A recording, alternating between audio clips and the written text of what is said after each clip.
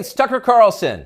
The Biden administration arrested Donald Trump this afternoon. They had him arraigned and fingerprinted in a Miami courthouse like the accused felon he now technically is. These were the first steps in a process that is designed to put Donald Trump behind bars for the rest of his life. Cable news carried every moment of it live. It's unprecedented, they told us, with what looked like shock. But they weren't shocked. They knew this was coming. Everyone who's paid attention knew it was. What just happened was always going to happen. It's been inevitable since February 16th, 2016. That's the day Donald Trump made a blood enemy of the largest and most powerful organization in human history, which would be the federal government. Despite what you may remember, it wasn't anything that Trump had said about immigration or trade with China or rapists from Mexico. Those are the stories that dominated the headlines that year. Trump's a racist, they screamed. Stop him! But inside Washington, that was just noise. None of it really rated. Identity politics doesn't mean much to permanent Washington. What matters, then and now, is foreign policy. The invasions and occupations and proxy wars. The decisions that determine which global populations will thrive and which will die. The policies that come with trillion-dollar price tags. The ones that, over time, have made the counties around D.C. the richest suburbs in the world. In Washington, that's what actually matters. And it's obvious when you look carefully. When there's a debate about anything else, for example, the debt ceiling, both sides take their assigned positions and they start yelling. But when Congress decides to start a war, no matter how foolish or counterproductive or obviously disconnected from America's core interests that war may be, when that happens, the leaders of both parties automatically jump behind it like circus clowns. And then they stay there, sometimes for decades. They defend that war relentlessly against all evidence until somebody finally rings the all-clear bell and they can begin to admit that actually, maybe it wasn't such a great idea. We meant well, but it just didn't work out. The good news is we've learned a lot of important lessons. In the end, they usually do say something like that, but only after emotions have cooled and the damning details have begun to fade from collective memory. It's an apology that's not actually an apology, much less repentance, and it's years too late to matter in any case. But until then, that's all you're getting. Until then, no dissent is allowed. That's the first rule of Washington. But somehow, Trump didn't bother to follow it. He is from out of town, so maybe he didn't know it was a rule, or maybe he just didn't care. Either way, 7.5 years later, we can point to the precise moment that permanent Washington decided to send Donald Trump to prison. Here it is. It's from the Republican candidates debate in Greenville, South Carolina. We should have never been in Iraq. We have destabilized the Middle East. They lied. Okay. They said there were weapons of mass destruction. There were none, and they knew there were none. There were no weapons of mass destruction. All right. We should never have been in Iraq, Trump said. We destabilized the Middle East. Now, by the time Trump said that, a lot of Republican primary voters were starting to reach the same conclusion. How could they not? But it was the next line that doomed Trump to today's arrest. They lied, he said. There were no weapons of mass destruction, and they knew there were none. Now, when he said that, a few in the crowd booed. Most just sat there in silence, stunned. Can he say that? Well, he said it anyway. And by saying that, he sealed his fate. That was the one thing you were not allowed to say, because it implicated too many people on both sides, which on this topic is really just one side. Hillary Clinton was guilty of it, but so was Paul Ryan. All of them were guilty. They all knew, they all lied. And to a person, they hated Donald Trump for exposing them. After that, it was pretty clear that even if he did get elected president, Trump was going to have a very hard time controlling the federal government he was supposed to be in charge of. Most of permanent Washington decided that thwarting Trump was the single most important mission in their lives. Everything depended on it. Many of them said so publicly. But others didn't say so publicly. In fact, the stealthier ones took another path. They ran toward Trump, not away from him. They sucked up to him. They ingratiated themselves with the man they intuitively understood was susceptible to flattery, which Trump is. And they did this in order to subvert his new administration from the inside. There were a number of these, and you could spot them immediately. They were flatterers. Invariably, the ones who flattered Trump the most hated him the most and disagreed the most strongly with his views. You saw them in the hallways of the White House and at press conferences. They were there slobbering over their boss with elaborate self-abasement, as if they were addressing a monarch or a god. It was a scene from the Ottoman court. It was filthy and decadent, and it was false. Mike Pence, Nikki Haley, Mike Pompeo, Lindsey Graham in the Congress. They all called Trump a visionary genius up until the moment he lost power. And then they unsheathed their real agenda, as always the neocon war agenda, and they piled on with maximum force.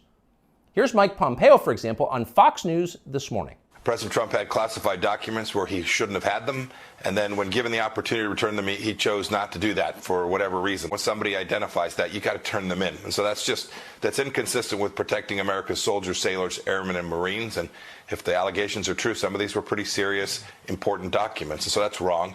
May future historians hoping to unlock the mysteries of late Empire Washington study that clip, because it will reveal everything. That very same Mike Pompeo, the one who's sneering at Donald Trump on TV this morning, that guy served Donald Trump as both CIA director and as Secretary of State. Those are the two most powerful jobs in the federal government. And as he worked in those jobs, Pompeo promised, in fact, he swore, to support the president's agenda. Why? Because that's the way a democracy works. You vote for a candidate in the belief that his appointees will carry out the policies that you voted for. It's not about the president, it's about you, the voter. But Pompeo didn't do that. He didn't even try to do that. In fact, he undermined Trump's often stated commitment to peace and non-intervention abroad at every turn. His every waking hour was devoted to fomenting war in some faraway foreign country or other. Iran, Syria, Russia, North Korea, the list goes on.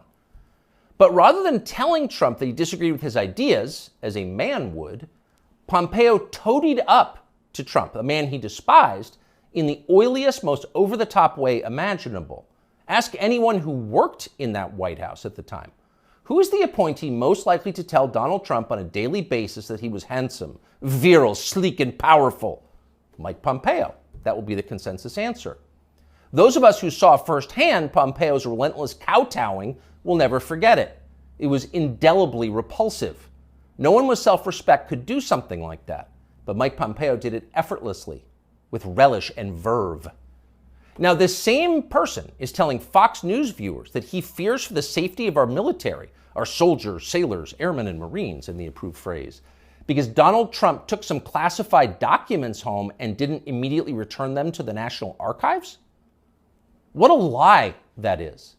Mike Pompeo knows that's a lie. He spent his entire life in Washington. Washington is a city where internal memos about Labor Day are classified because everything is classified.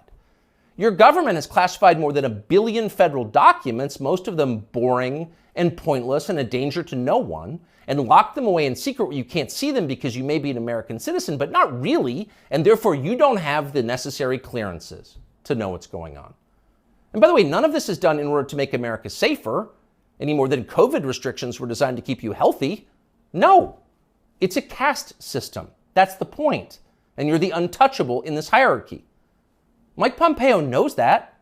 Everybody who works in Washington knows that. How many secret documents do you think Dick Cheney took home with him while he was running the Iraq War? How many did his wife read? She never had a clearance. We'll never know the answer because there is no chance Dick Cheney will ever be investigated or his staffers will be told to wear wires in his presence. He will never be indicted for this. Of course not. Dick Cheney is a neocon. Donald Trump is not. Dick Cheney supports war with Russia. Trump does not. That's the difference. The rest is just a distraction. The prosecution of Donald Trump is transparently political. He's literally Joe Biden's main political opponent. He's polling over 60% among Republican voters right now. So Joe Biden is doing what no president has ever dared to do. He's using law enforcement to lock up his chief rival. That's happening right now. Anyone who denies it's happening is lying to you. But actually, it's worse than that. Trump's prosecution isn't just political, it's ideological. Nobody with Trump's views is allowed to have power in this country. Criticize our wars and you're disqualified. If you keep it up, we'll send you to prison. That's the message Washington is sending. Not just the Democratic Party is sending, but both parties are sending. Like so many Republicans, for example, the supposedly conservative governor of Texas, Greg Abbott, spent yesterday totally ignoring the destruction of the American justice system. Instead, he signed a highly important bill called the Crown Act, which according to the celebratory tweet Abbott sent commemorating it, will, quote, prohibit discrimination based on textures and hairstyles historically associated with race. In other words, in Texas, cornrows are now protected by law. Having unapproved views about Ukraine is not. That's fine with most elected Republicans. They find Trump tiresome and embarrassing. Their donors hate him. They will not be sad if he dies in jail. But what about voters? What are they learning from this spectacle? Well, mostly they're learning that they have no power at all because nobody cares about them. But they already knew that. Unlike so many of our elected leaders, they have been to America recently. They know what it looks like. Have you seen it? If you've got a few days this summer, find out. Take a road trip and see for yourself. Drive 500 miles in any direction and then come home. How are things looking? Well, they should look great. The federal government spent $6.5 trillion last year. That's more than any government has ever spent, ever. So at the very least, you would expect pristine public roads. Oh no, that's not what you see when you drive around this country. There are potholes and Jersey barriers everywhere. Looks like Tegucigalpa before the Chinese decided to rebuild the infrastructure of Honduras. We don't have China buying our roads. So they're falling apart. You'd think the people you would pass on your road trip would look happy and prosperous. Again, this is a very rich country. But a lot of them don't. Quite a few appear to be strung out on drugs. You see them shuffling by shuttered storefronts in small towns. And you wonder, as you see all of this, where did all the money go? It's certainly not here. Well, it's in Washington. It's in Fairfax and Loudoun counties, and in leafy, perfectly manicured Northwest D.C. And of course, a huge chunk of it went to Ukraine, to Zelensky and his friends. Not because you voted for that. You didn't vote to give it to them. You never would. But because Joe Biden and his many allies, from Chuck Schumer to Mitch McConnell to Paul Ryan, and every single news anchor on all of television, all of them believe that Ukraine, its borders, its future, its infrastructure are all more important than the town that you live in. They sincerely think that, and it's obvious. Everyone in power thinks that, except for Donald Trump. Whatever else you say about him, Trump is the one guy with an actual shot at becoming president who dissents from Washington's long-standing pointless war agenda. And for that one fact, they're trying to take Trump out before you can vote for him. And that should upset you more than anything that's happened in American politics in your lifetime.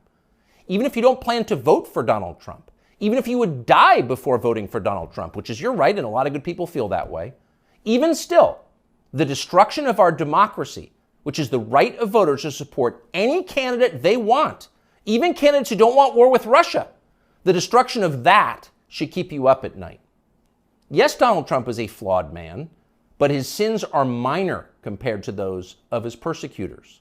In this life, we don't get to choose our martyrs. We can only choose our principles, and America's are at stake.